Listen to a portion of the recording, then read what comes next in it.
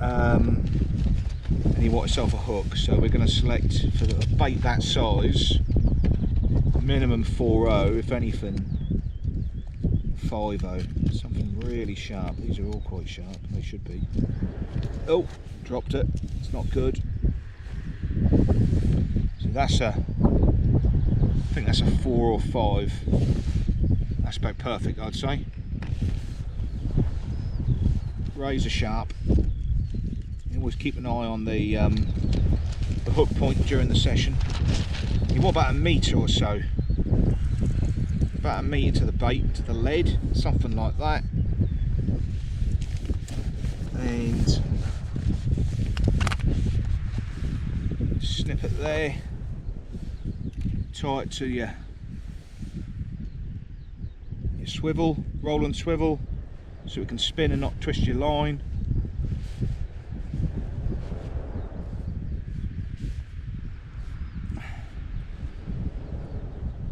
I think it's about £25 fluorocarbon, something like that. Might get crabs nipping this bait, so it's wise to have something fairly heavy. It's not so much the bass's mouth. That's it, pull that tight there like that. Don't want too much protruding, so it can sort of tangle a bit. It should be alright. Probably go a bit more. A pair of pliers on it and pull it tight if you want. Like that. Snip off a little bit more. Sometimes this spur here, that can cause a tangle, but that's your knot you're looking for, really. Something like that. This line won't tangle too much either. So it's very thick fluorocarbon.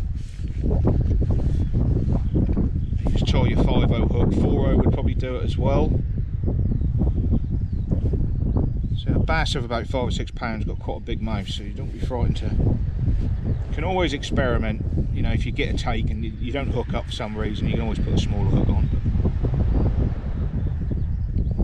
But I honestly think you'd be alright if you used to like bloody an 8.0 or something really big. You'd still be alright. Bearing in mind a double figure bass, the size of his mouth.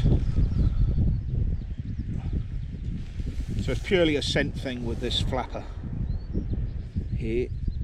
Peeler, you could do this with peeler crab. Oh, and I'll explain to you with the tides doing and stuff like that. So where the bait is, leave a little bit there, pull it tight there, make sure that's, and there you have it. That's the rig. Right, that's the rig. And that'll just roll around on the bottom there, and that'll get carried along the tide. So we're going to walk down with the tide. Now the tide is, what's it doing? It's flooding, so it's coming this way, so it's going to take us up the beach. And peak time is probably about 2 hours before high water, so it's about 3 hours before high, 2 hours 45 before high. So we're just turning up at just the right time. So that's the rig. Put everything away so we don't lose anything. Now we're just going to do the flapper, so we just nip the tail off. It's really important, I think, how you present this bait. It's got to be spot on. There's a bone in here, and we've got to follow that. It's easy to bugger these up. So find the sharpest part of the knife. Probably in the middle. It's still frozen, so you just got to be mindful that you don't cut through the. That's it, like that. It's still, meat's still frozen. So 2 ways of doing it. You can either go underneath it there, or you can spin it over and just do exactly the same thing the other side. On your fingers, and just follow it slowly down. It's important that you present it correctly, and then all you do is you grab the middle bit like that. Just discard it. Look at all the seagulls falling around probably. Here you go, Mackerel Flapper. Just lob it over there. Baiting up wise, all you do, big hook.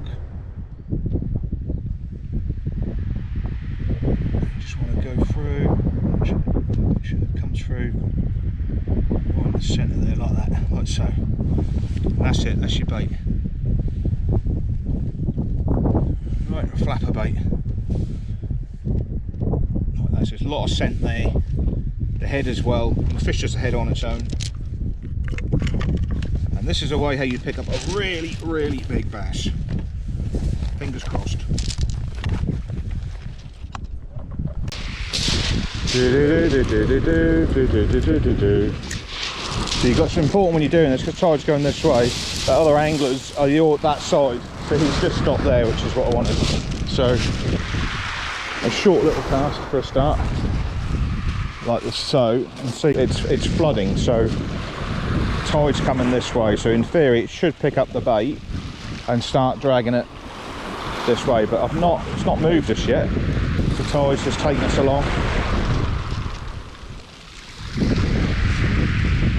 Might keep away from the crabs a little bit, although I'd say at this pace they'd probably pounce on it, so we get a few minor sort of taps and things, it could be them, so you can always quickly wind it in and just recast it out in the same spot. You get a good scent trail with this as well. If there's anything down tide of us, if there's any bass up here, the scent from this is getting taken straight to them, you see. Tide's coming a bit. Moved up to here a bit.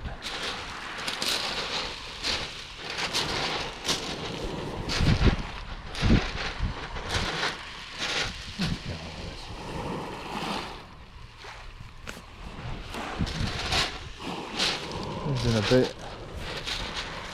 It's really difficult to see the braid. Not felt any fishy plucks or anything like that, but quite a fresh one. Sometimes catches a little bit on a stone, or the braid sort of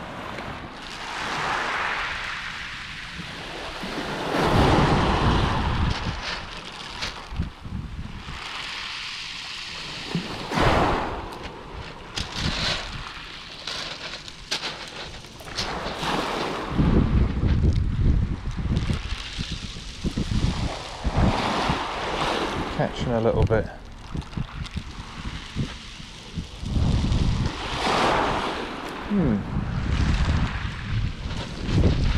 Yes. So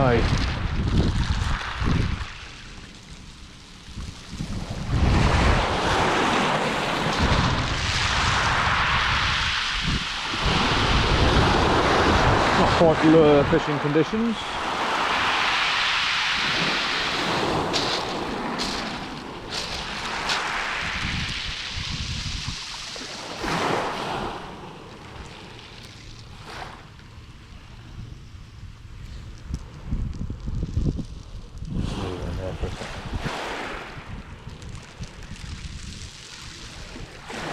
Took that lead off because it wasn't moving very much with that lead on.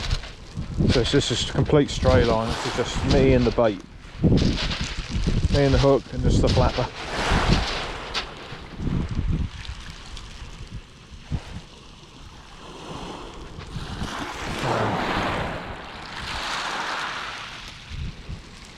What we'll do, I don't think it's very far away. So just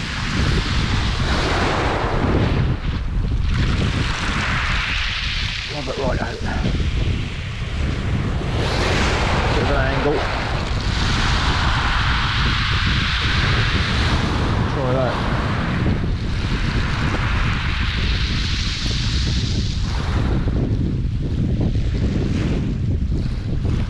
Let's try that.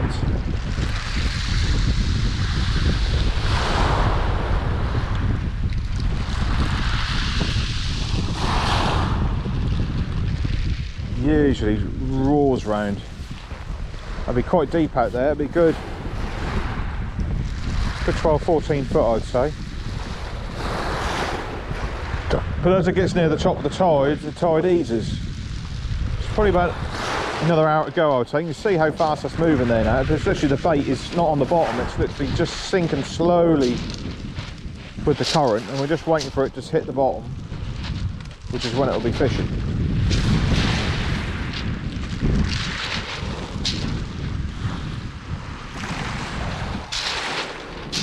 This should be how you get a big bass. This should be no question. It's hit bottom there, I think. It's done something there. Oh, there might be a bite on here. Hang on, what's going on here? I hope.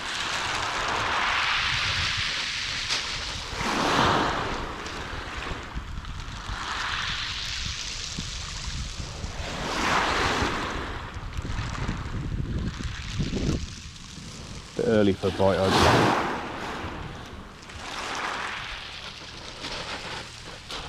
Definitely sort of on the bottom or done something.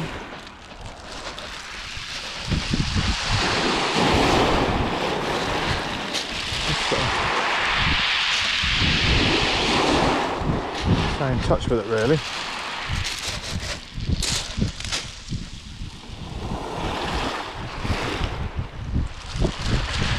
Bait's right up here, so far it's drifted.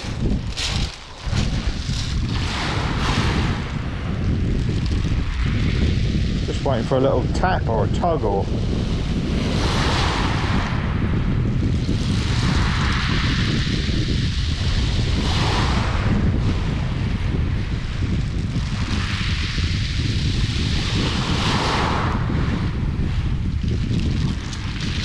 Move down a bit. Might just be the bait drifting and me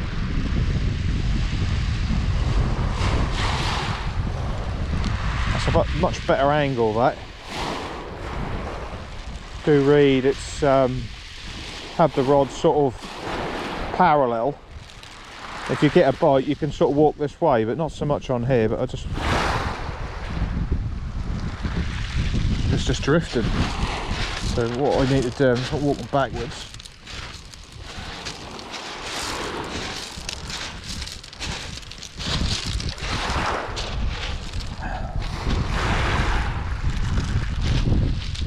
Just holding the rod.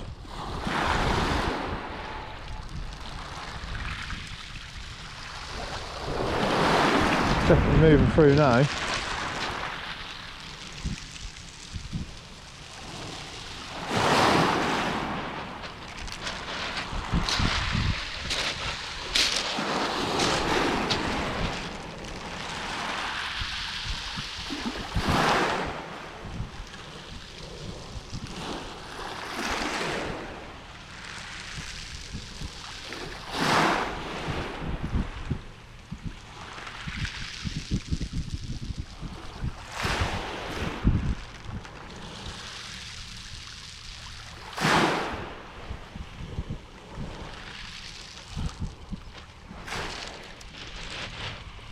No snotweed or anything on the braid, which is good. Almost lure fishable. Not quite.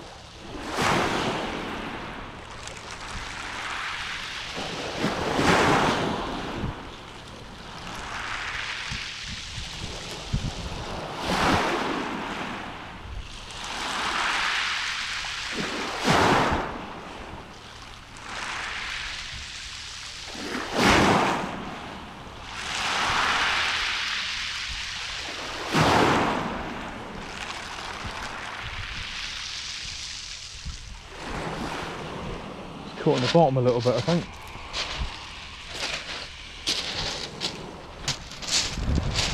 There's a load of anglers down there, so the key when you're fishing for smooth hands and there's a lot of people on the beach, you've got to consider which way the tide is going, and you need to position yourself on not in the middle, but either on one end or the other. So what you want to do, you want to position it if the tide's coming from here, say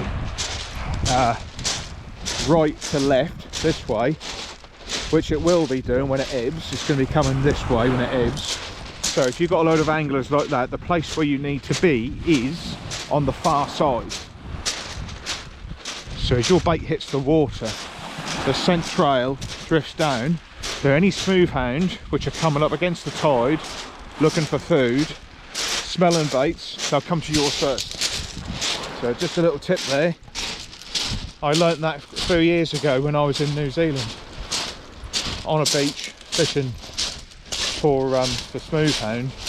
I just rocked up and didn't really think it'd make a hell of a lot of difference, especially somewhere like that. But there was a group of lads fishing to the left of me, and they had a 4x4 on there, and that was like in November, so it's the beginning of their summertime, and they were pulling some monstrous smooth hound up the beach, absolute monstrous. I was sick as a parrot, I was sick as anything, and they buggered off. They buggered off after about an hour.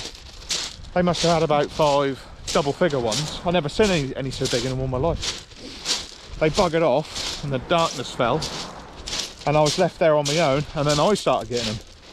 As simple as that. It's just if everyone's fishing the same sort of baits, it's the first ones they come up against in the tide. So we had a good one that night. Had a real big one, about 19 and a half. They grow really big over there. I got it on 12-pound line as well. It took me quite a while to get it in because I didn't want to break the line, obviously. We eventually beached it. But you get good ones here. You get just as big ones here in the UK. Maybe not so regular, but they call them rig over there. But we'll just wander past and just see how the guys are getting on, what they're catching, and I'll give you a little update.